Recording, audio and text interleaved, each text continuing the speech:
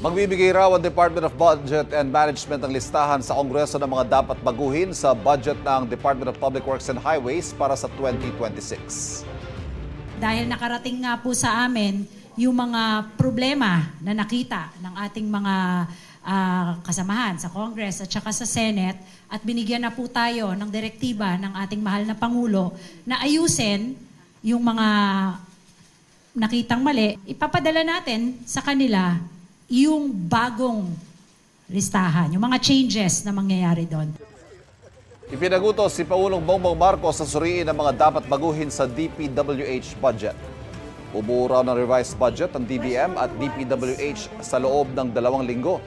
Ang gusto naman ng ilang mambabatas ibalik sa ehekutibo ang buong National Expenditure Program.